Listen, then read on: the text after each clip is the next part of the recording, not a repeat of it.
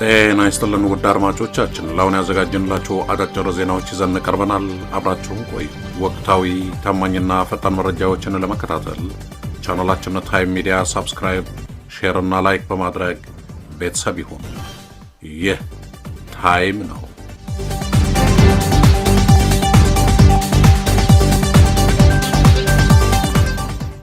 በትግራይ ያለው የረሃብና የሞት አደጋ እየተባባሰ መምጣቱ ተገለጸ። የአሜሪካ ዓለም አቀፍ የልማት ድርጅት ዩኤስኤድ ሰብአዊ እርዳታውን ካቋረጠ ከአንድ ዓመት በኋላ በትግራይ ክልል ያለው የረሃብ የሞትና የማህበራዊ ቀውስ በከፍተኛ ሁኔታ እየተባባሰ መሆኑን የአልጀዚራ የዜና ወኪል በሰፊ ዘገባው አመላክቷል። በተለይም በሕጻጽ መጠለያ የሚገኙ ተፈናቃዮችን ሁኔታ የዳሰሰው ዘገባው ተፈናቃዮቹ የሰብአዊ እርዳታ ቢጠብቁም ከሞትና ከበሽታ ሊታደጋቸው የሚችል እርዳታ ሊቀርብላቸው እንዳልቻለ ገልጸዋል። በመጠለያው የሚገኙ የ88 ዓመት አዛውንት ለአልጀዚራ በሰጡት ቃል አብዛኛውን ውሏችንን የሞት ሰዎችን በመቅበር ላይ ነው የምናሳልፈው በማለት ያለውን አስከፊ ሁኔታ አስረድተዋል። ቀደም ሲል በምዕራብ ትግራይ በግብርና ስራ የተሻለ ኑሮ ይመሩ የነበሩ ተፈናቃዮቹ በጦርነቱ ምክንያት ከተፈናቀሉ በኋላ እስካሁን ወደ ቀያቸው መመለስ አለመቻላቸው የችግሩ ገጽታ ተደርጎ ተጠቅሰዋል። የዓለም የምግብ ፕሮግራም WFP እና ሌሎች የሰብአዊ ድርጅቶች መረጃ እንደሚያመላክተው እስከ 80 በመቶ የሚሆነው የትግራይ ሕዝብ አስቸኳይ እርዳታ ያስፈልገዋል ይላሉ። የዩኤስኤድ እርዳታ ማቋረጥ ደግሞ ይህንን ችግር ይበልጥ እንዲባባስ ማድረጉን ዘገባው አብራርተዋል። በተጨማሪም የድንበር የለሽ ሐኪሞች MSF መረጃን የጠቀሰው አልጀዚራ የእርዳታ መቋረጡ በጦርነቱ ክፉኛ የተጎዳው የትግራይ የጤና ስርዓት ተገቢውን አገልግሎት እንዳይሰጥ እያደረገ መሆኑንና ይህም በሕዝብ ላይ የሚደርሰውን የጤና ቀውስ እያከፋ መሆኑን ገልጸዋል።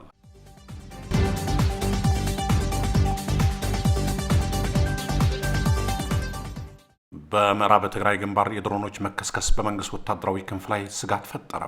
ባለፉት 12 ቀናት ውስጥ በኢትዮጵያና ሱዳን ድንበር እንዲሁም በምዕራብ ትግራይ ግንባር ለወታደራዊ ቅኝት የተሰማሩ የብልጽግና መንግስት 3 ድሮኖች መክሸፋቸውን ከደብረ ዘይት የአየር ኃይልና ከመከላከያ ወታደራዊ ኮማንድ የወጡ መረጃዎች አረጋገጡ።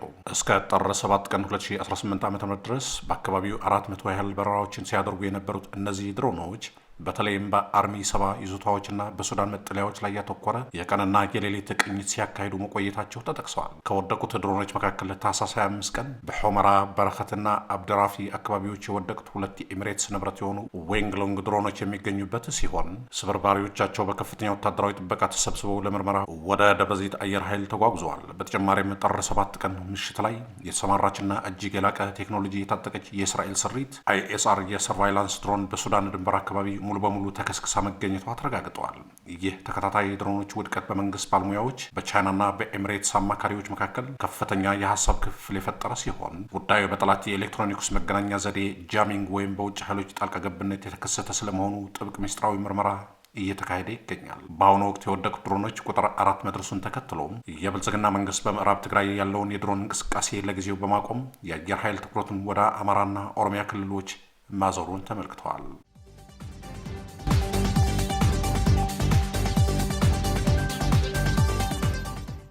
የኤርትራ ማስታወቂያ ሚኒስትር በኢትዮጵያ ወቅታዊ ሁኔታ ላይ ጠንካራ ትችት ሰንዝረዋል። የኤርትራ የማስታወቂያ ሚኒስትር አቶ የማነ ገብረ መስቀል የኢትዮጵያ ገዢ ፓርቲ በኤርትራ ላይ የስም ማጥፋት ዘመቻ እያካሄደ ነው ሲሉ ጠንካራ ትችት ሰንዝረዋል። ሚኒስትሩ በኤክስ የቀድሞ ትዊተር ገጻቸው ባሰፈሩት መልእክት በኢትዮጵያ በኩል በኤርትራ መንግስት አስተዳደርና የኢኮኖሚ ፖሊሲ ላይ የሚሰነዘሩትን ትችቶች ፍጹም ውሸት መሆናቸውን ገልጸዋል። እንደ አቶ የማነ ገለጻ የዚህ ዘመቻ ዋነኛ ዓላማ የኢትዮጵያ መንግስት ያለበትን የውስጥ የጸጥታ ችግር ለመሸፈንና ቀጠናዊ መረጋጋትን አደጋ ላይ የሚጥለውን የባህር በር የማግኘት አጀንዳ ምክንያታዊ ለማድረግ የታለመ ነው ይላሉ።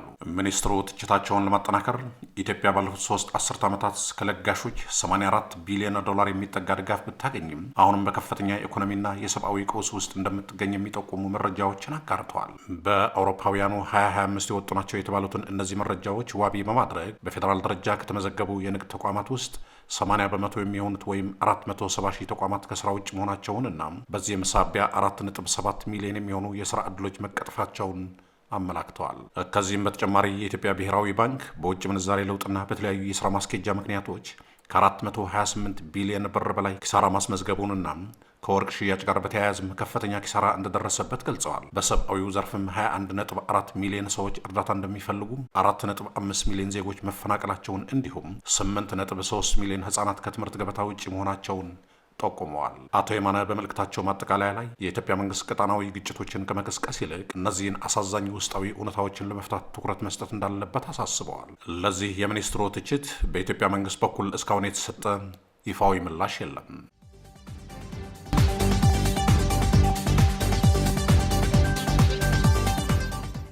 በሰሜን ምስራቅ ኬንያ ማንዴራ ግዛት የሚኖሩ ኢትዮጵያውያን አካባቢውን በአስቸኳይ ለቀው ካልወጡም ትገደላላችሁ የሚል ማስጠንቀቂያ እንደተሰጣቸው ተናገሩ። ስማቸው እንዳይገለጽ የጠየቁ በማንዴራ ግዛት የሚኖሩ ኢትዮጵያውያን ስደተኞች ሕይወታችን አደጋ ላይ ወድቋል ሲሉ ገልጸዋል። በኬንያ የኢትዮጵያ ኤምባሲ በበኩሉ ጉዳዩን እየተከታተለ እንደሚገኝ አስታውቋል። ቢቢሲ ካነጋገራቸው ኢትዮጵያውያን አንደኛው የሁለት ልጆች አባት ሲሆን በማንዴራ ለ8 ዓመት እንደኖረ ተናግረዋል። ሞተር ገዝተን ሆቴል ከፍተን እየሰራን ነበር። መነሻውን አናውቀውም፣ ግን ኢትዮጵያዊ የሆነ ሁሉም ይውጡ ብለው ተነሱ ብለዋል። ኢትዮጵያዊው ስደተኛ ይውጡ ብለው ቢተውን ጥሩ ነበር፣ ግን ዝም ብለው እያሰሩ ብር እየተቀበሉን ነው። በፖሊስ መኪና መጥቶ ከታክሲ ውስጥ እያፈሱ እየወሰዱ ነው። በጣም ተቸግረናል ሲልም አክለዋል። ኢትዮጵያዊው የሚያግዘን ሰው አጥተናል በማለትም ያሉበትን ሁኔታም አያይዞ ይገልጻል። በርካታ ኢትዮጵያውያን በማንዴራ ግዛት በተለያዩ ስራዎች ላይ ተሰማርተው እንደሚኖሩ የሚናገረው ነዋሪው የኢትዮጵያውያን ቁጥር በ10 ሺህ ይገመታል ብለዋል። ደም የለንም ማለት ነው፣ መንግስት እንደሌለን ነው የሚያሳየው ብለዋል። በኬንያ የኢትዮጵያ ኤምባሲ በበኩሉ ጉዳዩ አዲስ አይደለም፣ እየተከታተልነው ነው ሲል ምላሽ ሰጥቷል። የሚስዮኑ ምክትል ኃላፊ አምባሳደር ደመቀ አጥናፉ ለውጭ ጉዳይ አሳውቀናል፣ ከዚህ በፊት እንዳደረግነው ለማንዴራ አስተዳደርም አሳውቀን እየተከታተለልን ነው ብለዋል። በአካባቢው ተመሳሳይ ዘመቻዎች ከዚህ ቀደም እንደነበሩ በመግለጽ የመንግስት አይደለም ግለሰቦች ናቸው፣ ያኔ ጊዜ ገደብ አልሰጡትም፣ አሁን ሰጥተዋል ሲሉም አክለዋል። የአካባቢው አስተዳደር እንዲሁም ማዕከላዊ መንግስትም እየተባበረ ነው ያሉት አምባሳደር ደመቀም ከማህበረሰቡ ተወካዮች ጋርም እየተነጋገሩ እንደሚገኙ ተናግረዋል። ስደተኞቹ ህገወጥ ናቸው፣ መታወቂያ የላቸውም ማለት የሚችለው የመንግስት አካል ብቻ እንደሆነ ጠቅሰውም የመንግስት አካልም ያለው ነገር የለም፣ አስፈላጊውን ጥበቃ እየተሰጠ ነው ሲሉም ለቢቢሲ ገልጸዋል።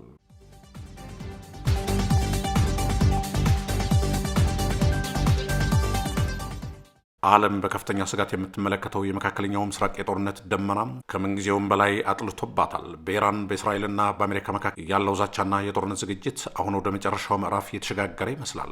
ኢራን ለአሜሪካና ለእስራኤል በሰጠችው ጠንካራ ማስጠንቀቂያ እጃችን ምላጩ ላይ ነው ስትል በተጠንቀቅ መቆሟን ገልጻለች። ማንኛውም ጥቃት ቢሰነዝርባትም አጸፋዊ ፈጣንና ብርቱ እንደሚሆን ዝታለች። እስራኤል በበኩሏ አየር ኃይላችን ኢላማውን እየጠበቀ ነው ብላለች። የእስራኤል አየር ኃይል ዋና አዛዥ ሜጀር ጀነራል ቶመር ባር መላው የአየር ኃይል ዝግጅቱን አጠናቆ በትዕዛዝ መጠበቂያ ስፍራው መሆኑን አረጋግጠዋል። መላው አየር ኃይላችን በተጠንቀቅ ቆሟል ያሉት አዛዡም እስራኤል ለማንኛውም አይነት ጥቃትም ሆነ የአየር ላይ እርምጃም ዝግጁ መሆኗን አያይዘው ገልጸዋል። ዋሽንግተን በበኩሏ ዝምታን አልመረጠችም። የአሜሪካ የጦር መርከቦቿ ጉዞ ጀምረዋል። በማንኛውም ሰዓት በኢራን ላይ ጥቃት ለመሰንዘር መዘጋጀታቸው የተነገረ ሲሆን ግዙፉ የጦር መርከቦቿም ወደ ኢራን አቅጣጫ ጉዞ መጀመራቸው ታውቋል።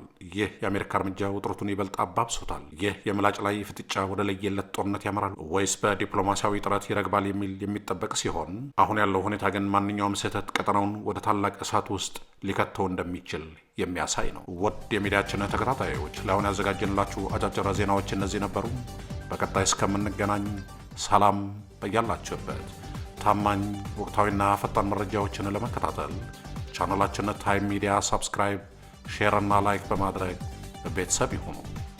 ይህ ታይም ሚዲያ ነው።